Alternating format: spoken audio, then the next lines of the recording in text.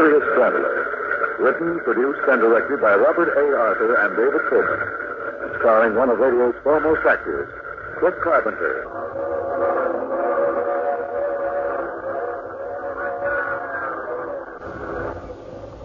This is the Mysterious Traveler inviting you to join me on another journey into the realm of the strange and the terrifying. I hope you will enjoy the trip, that it will thrill you a little and chill you a little.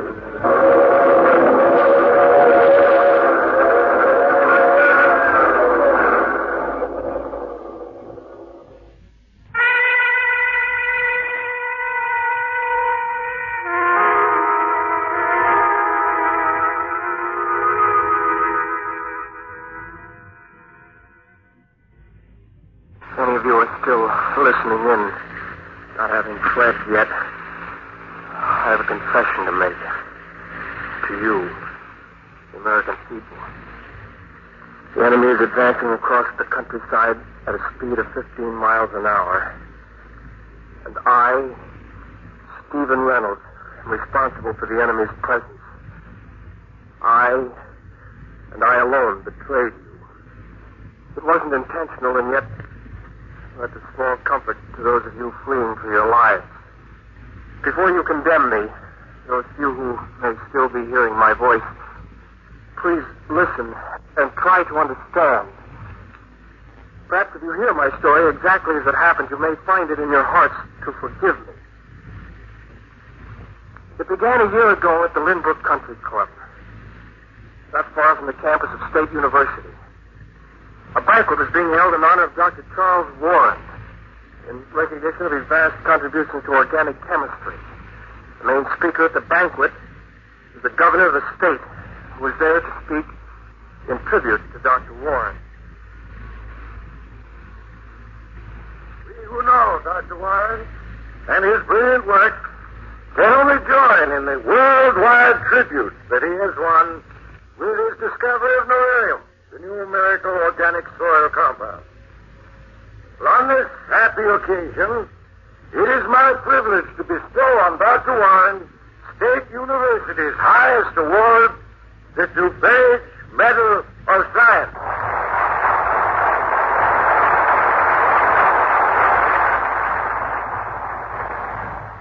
Captain Thomas, ladies and gentlemen, this is indeed a happy moment in my life. For a scientist, there can be no greater reward than in serving his fellow men and bringing knowledge and light where there was none. The discovery of beryllium begins a new era.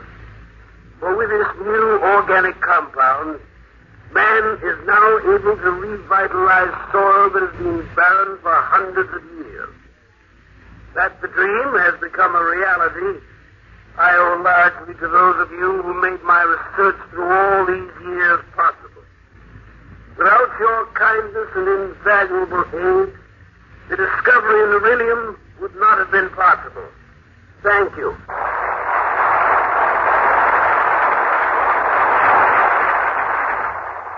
This is a great moment in your father's life, man. You're now one of the immortals of science. Let's go out on the lawn. It's hot. Sure. You ever see so many newspaper men in Yes, it's a big story. Your father will undoubtedly win the Nobel Prize next year. You really think so? No, we can't miss. You may not realize it, but you're the daughter of a famous man now. One of these days, I'll be the wife of a famous scientist. That is, if you haven't changed your mind about marrying me. That's one thing I'll never change my mind about. Oh, dear. I've never been so happy. Nor I. You're going to have everything you want, Anne. A lovely home, jewels, servants. I'll settle for this. You've never known poverty, Anne. That's why you don't realize how important money is. We're going to have money, and a great deal of it, very soon. Where is it coming from? For the past few months, I've been working secretly on an experiment. If I meet with success, and I expect to, we'll be wealthy beyond our dreams. An experiment? What sort of experiment, Steve? Your father, after years of research, has discovered an organic compound that revitalizes barren soil. My experiments, Anne, approach the problem of food productivity on a different basis. How? Can you imagine what it would mean to mankind if a wheat crop could be grown in 2 weeks instead of the 4 months it takes? Think of 10 wheat crops a year where before there had been only 2. But that's impossible. Nothing's impossible. Think of it, Anne. Crops literally grown overnight. A food abundance such as the world has never known before. But how? I'm experimenting with a new chemical formula which has chlorophyll as its base. This formula will assist nature, accelerate the growth of plant life 100-fold. I've already had some small success, but I haven't reached the ultimate goal as yet. And when you do? When I do, why, 1 gallon of this new formula sprayed over an acre of land will produce a crop almost overnight. I'll be world famous, Anne. A millionaire. A millionaire? Of course.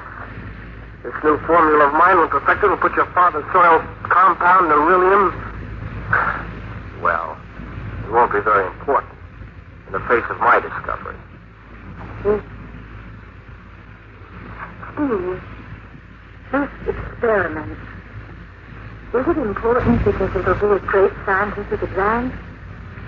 Or because it'll make you wealthy? Why, I'm working for science and humanity, and you know that. But there's no harm in wanting to be wealthy, is there?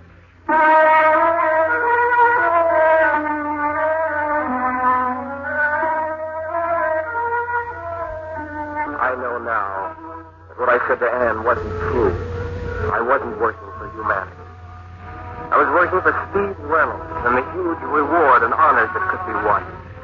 Yes, I wanted success more than anything else in life, no matter what the cost. In the months that followed, I worked day and night, rarely leaving the laboratory. One experiment followed another as I searched for the right formula. Then one day I was called by Dr. Warren's secretary and asked to come to his office. Steve, I have here your progress report for the past 6 months. You seem to have made little, if any, progress in your study of soil erosion.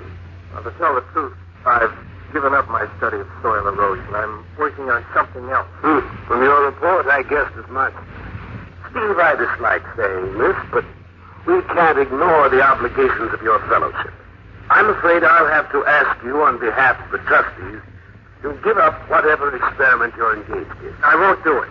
I've been at it months, working day and night on this experiment. I'm too close to success now to give up. Steve, the trustees... When I've succeeded, and I will, I'll be world famous. Wealthy.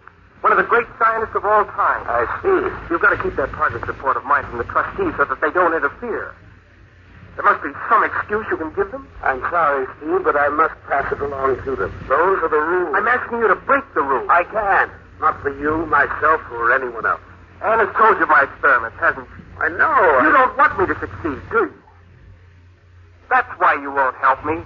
Now, Steve, you're overworked, nervous. Otherwise, you just... Nothing will stop me, do you hear? Not you, nor the trustees, or the whole university. I'll go on with my experiments, and I'll succeed.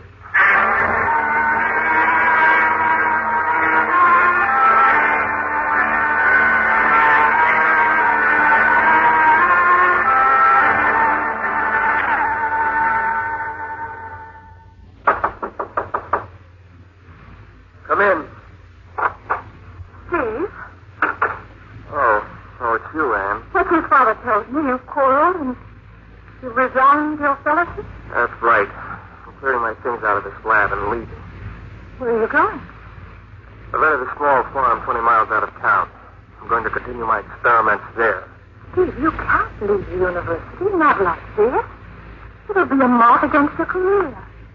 Before I'm finished, your father, the trustees, and the whole university will come to me hat in hand.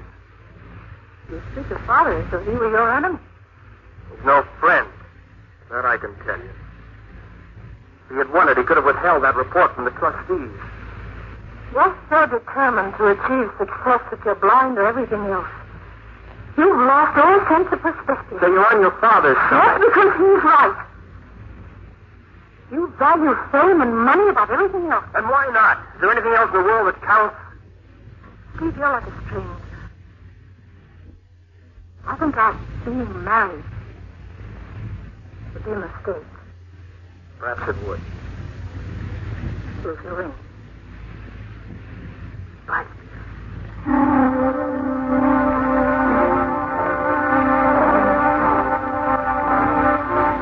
When I had left, I knew I was really alone. I moved my belongings into the farmhouse I'd rented and set up a small laboratory there.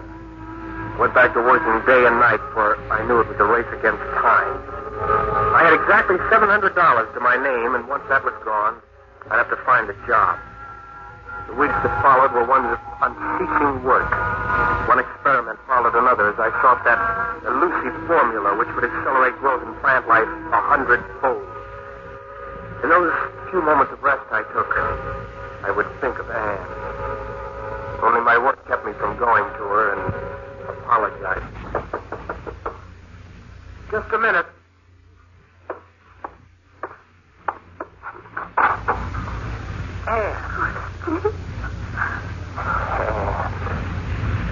Oh, sweet darling. I couldn't stay away any longer, knowing you were here all alone. Have you forgiven me for the way I am? Oh, yes. Yes. Darling, you don't look well at all. Your eyes are so bloodshot. You've lost weight. Oh, I've been so busy half the time I forgot to eat. How's your work coming? Not so well. I'm on the right trail, I know I am, but I haven't been able to perfect the formula. I'm working on experiment 87 now. How long can you go on? You needn't worry, Anne. Even if I wanted to go on, I can't. My money's just about gone. Don't feel too badly about it. Anne, I'm so close to succeeding. I know I am. But it isn't as though you can't pick up your experiment in the future, Steve. After you've had some rest and a chance to think everything out. Yes, I suppose you're right. Come inside. I'll show you the lab I fixed. All right, darling. I haven't got the fancy equipment that was available at the university, but I do have everything I need. Here we are. How crowded you are here. Yes, you see, each experiment called for a small, separate box of earth. There are 87 boxes in the room. That's why it's so crowded. Over there's the box of formula number 1. From there, the boxes run across the floor, too. Good night, Steve. Yeah. Formula 87. Formula 87. That box over there. And look. Plant growth. 4 sprouts. Well, what about it, Steve? This morning at 7 o'clock, I planted 4 seeds in this box. Then I injected the soil with formula 87. This morning at 7? Yes, it's now noon. These sprouts grew in 5 hours. 5 hours? And I think I've succeeded. I found the formula. Steve, I have a strange feeling.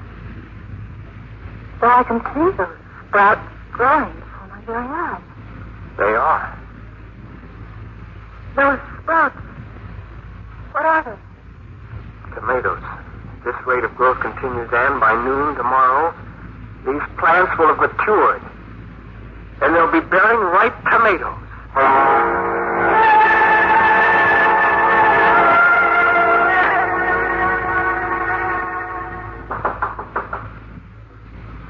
Who is it? It's Wendell. Oh, just a minute. Good morning, Anne. Dr. Warren. Anne told me of your amazing discovery, Steve. I hope you don't mind my coming here with us. Hello. Of course not. Come in. I seem to have overslept. What time is it? 9 o'clock. The tomato plant. Come along. Steve, the plants. They're mature and bearing full-grown green tomatoes. And these plants are from the seeds you planted only yesterday morning? Yes. Here are my notes. 7 a.m., 4 tomato seeds planted. 7:05, 250 cc's of Formula 87 injected into the soil. It's incredible. Simply incredible. few more hours, those tomatoes will be ripe, ready to be eaten. Just 30 hours after I planted the seeds. Formula 87 will mean the end of famine. Word. My families will be able to grow their own fruits and vegetables almost overnight, using but a few square yards of earth. Yes. Come out into the garden. There should be more to see. More to see? Yes, yesterday afternoon after Ann left, I planted an acre of tomato seeds and sprayed the acre with 5 gallons of Formula 87. Look, Doctor. The acre is completely covered with half-grown tomato plants. By late this afternoon, those plants will have produced a crop of ripe tomatoes. I wonder if you fully realize the implications of your discovery, Steve. It means the end of agricultural life as man has known it these thousands of years. With your discovery, a new era has begun for mankind.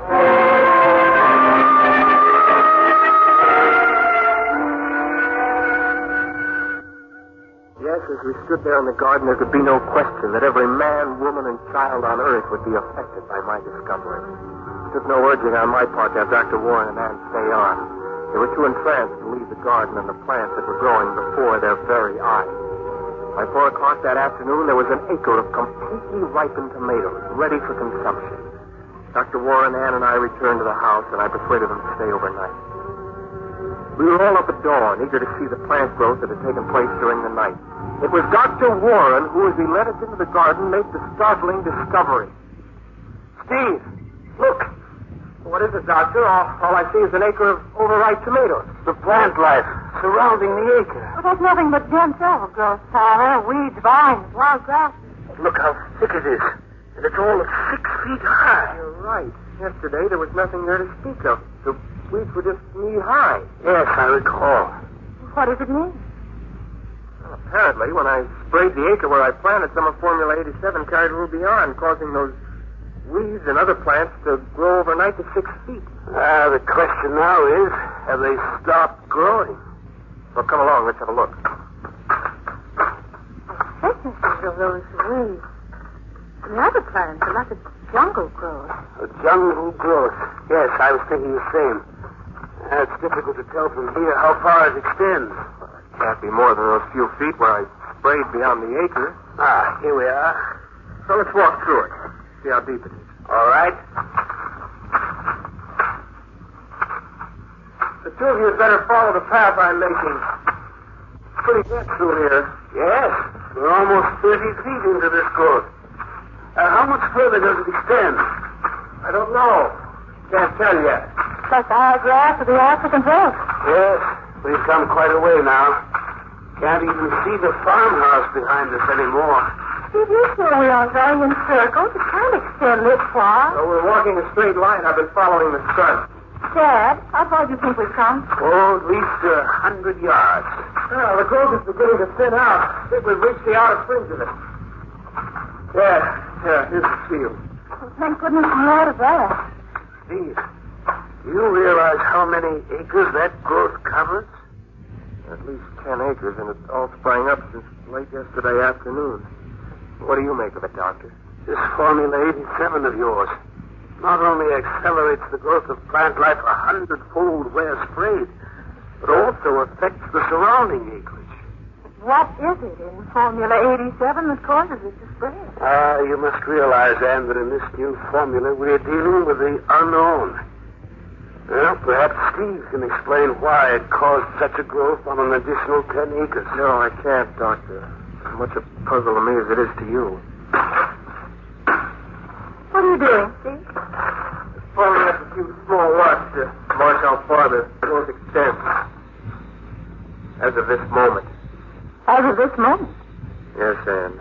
For even a few minutes we stood here, the growth is continued. And it's spreading.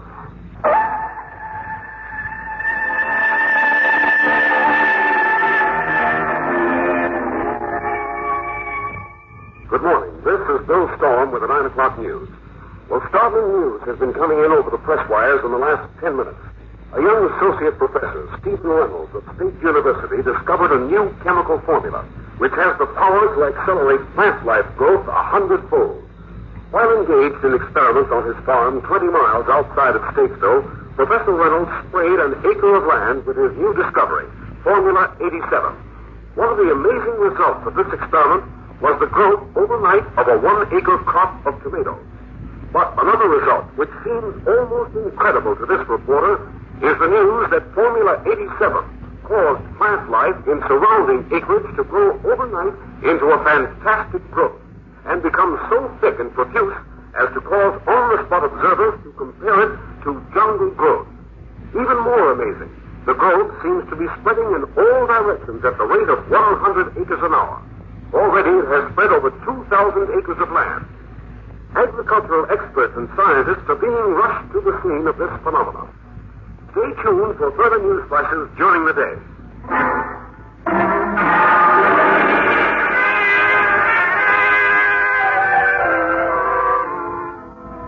Steve. Yes, Doctor? Did the dynamite give any results? None at all. Oh, here comes the governor. There you are, Dr. Warren. All right, what's the latest word? Now, the growth is now spreading at the rate of a mile an hour in every direction. Why, that means thousands of acres of valuable land turning into jungle every hour. Yes, and what's more, it's spreading at an accelerated speed. By evening, it'll be spreading at a rate of 3 miles an hour. Haven't you been able to do anything to stop it? Oh, we've tried dynamite fire, all to no avail. I have the best scientific brains in the country working on the problem, but as yet we haven't been able to determine what it is that's causing this wild growth to spread. Young man, this catastrophe is of your doing. Have you any idea as to what is causing this growth to spread in such a frightening manner? I'm not certain, but I think Formula 87 created a new type of pollen. And it's the pollen which is spreading this growth. A new type pollen? Well, what makes you think that, Steve? I just got a report that the growth has crossed the Ardmore River and it's spread to the other bank. The Ardmore River? Well, that's half a mile wide. Yes, and that's why I'm convinced it's a pollen of some sort that's carrying this plane. You're probably right. Well, can't you come up with a new spray? Something that will stop it? We'll do what we can, Governor. We're not losing a minute. What's going to happen, Doctor, when this jungle growth reaches villages and towns? We've already had to evacuate farmers. Yes. We'll work day and night, Governor, to find the answer to all this. At the fantastic rate it's spreading, I'd better order out our National Guard and ask for assistance from Washington.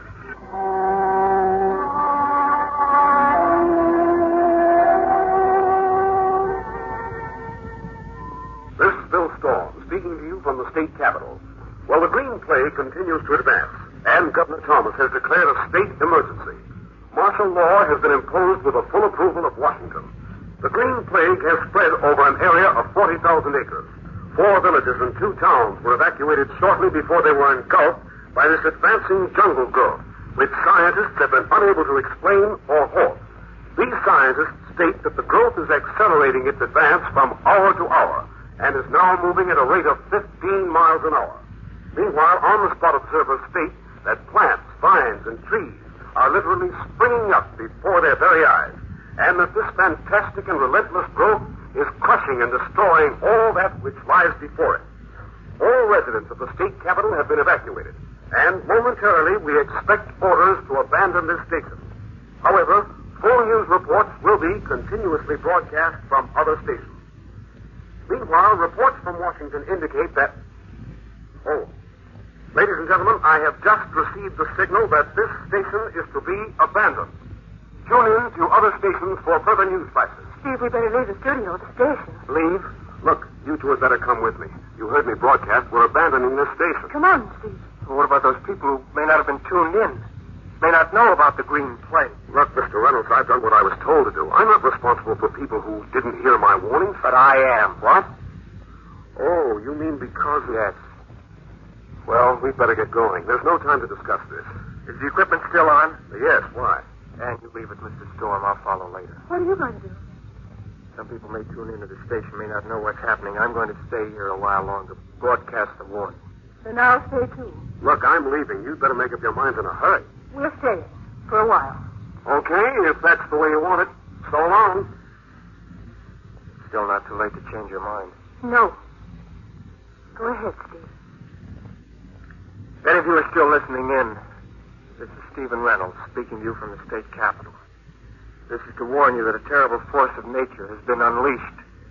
I, and I alone, am responsible for what has happened. But that's a small comfort to those of you fleeing for your lives, unable to understand the disaster that was brought about by my experiments. Experiments I was interested in for a personal gain, not for the advancement of science and humanity. Perhaps that's the reason. The green plague. It's reached town. Let's get out of here. Give me your hand.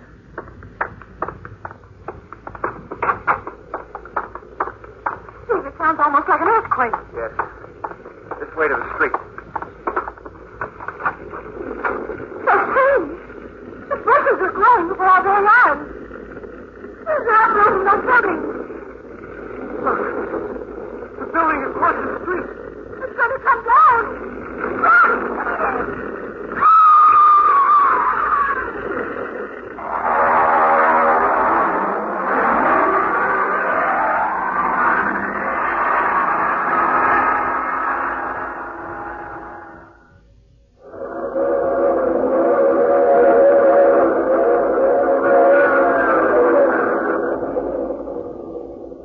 This is the mysterious traveler again.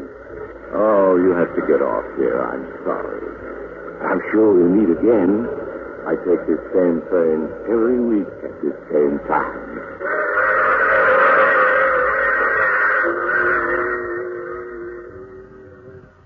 You have just heard The Mysterious Traveler.